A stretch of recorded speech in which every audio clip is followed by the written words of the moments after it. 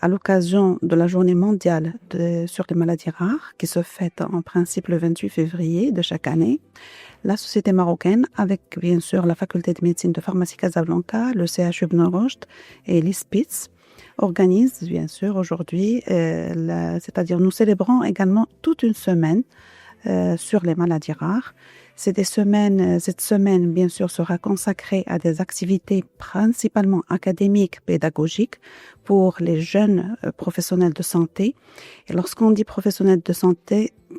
toutes, bien sûr, donc toutes les professions ont lien avec la santé, c'est-à-dire qu'on a touché les jeunes, bien sûr, médecins, pharmaciens, infirmiers, donc le paramédical, tout le paramédical, parce que nous pensons que les maladies rares aujourd'hui posent un souci beaucoup plus épidémiologique, c'est-à-dire on n'a pas de data, on n'a pas de données, et pour avoir de la donnée et pour réduire au maximum, parce que c'est une problématique importante, c'est l'errance diagnostique qui peut aller jusqu'à 7 ans d'errance thérapeutique. Pour réduire cette errance thérapeutique et pour pouvoir bien sûr orienter ces malades, on a besoin de ces personnes qui sont en première ligne pour qu'elles soient formées, informées, sensibilisées, pour commencer à diagnostiquer, déjà suspecter une maladie rare et orienter le patient vers une consultation spécialisée. Donc aujourd'hui, le Maroc, c'est vrai, à l'instar de tous les pays, bien sûr, donc il y a un souci de data. Et on a besoin, bien sûr, de cette information. Et c'est pour cela que, bien sûr, nous organisons ces journées destinées en première position, bien sûr, à ces jeunes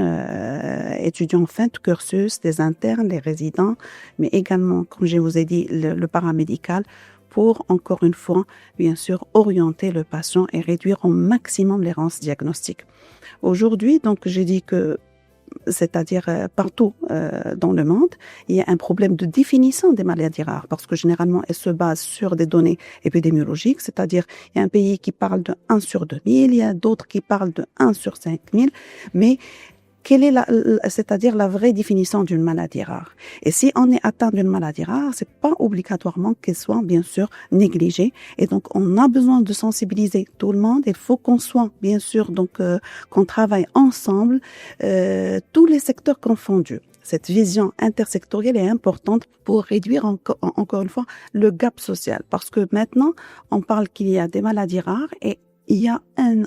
énorme challenge d'accès aux soins. Les médicaments, il y en a un peu, d'accord? Et lorsqu'ils sont là, bien sûr, ils sont généralement onéreux parce que c'est de l'innovation thérapeutique. Mais bien sûr, pour y accéder, il faut qu'on soit informé tout d'abord et il faut qu'on soit sensibilisé et qu'il faut qu'on soit, bien sûr, donc, c'est-à-dire sur la même longueur d'onde, je dirais, bien sûr, pour aboutir à des soins de qualité et un accès de soins équitable surtout. Donc, il y a un volet social qui est là, il y a un volet, bien sûr, éthique qui est là et on doit travailler ensemble, toutes casquettes confondues, bien sûr, pour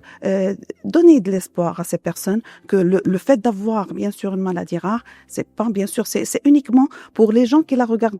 c'est-à-dire de l'extérieur, qu'ils pensent qu'il est rare, mais peut-être qu'il est uniquement sous-diagnostiqué. Et pendant ces journées, bien sûr, donc on va viser tout ce qui est en lien, bien sûr, avec la formation et la sensibilisation, aussi bien des professionnels de santé, mais bien sûr, il y a un volet citoyen, c'est-à-dire qu'on va partir vers le grand public pour essayer de le sensibiliser, avoir, bien sûr, leur perception de la chose et, bien sûr, travailler ensemble, encore une fois, vers la fin, pour un plaidoyer pour qu'il y ait, bien sûr, de l'équité, qu'il y ait de la visibilité de ces gens qui sont bien sûr derrière l'ombre et pour bien sûr qu'on soit, c'est-à-dire que avant de parler de la seniorisation, de la prise en charge de ces malades, bien sûr il faut orienter ces malades et pour les orienter, il faut aller vers la base de la pyramide, c'est-à-dire les jeunes professionnels de santé qui sont bien sûr éparpillés partout pour bien sûr qu'il y ait une réduction, forte réduction de l'errance diagnostique.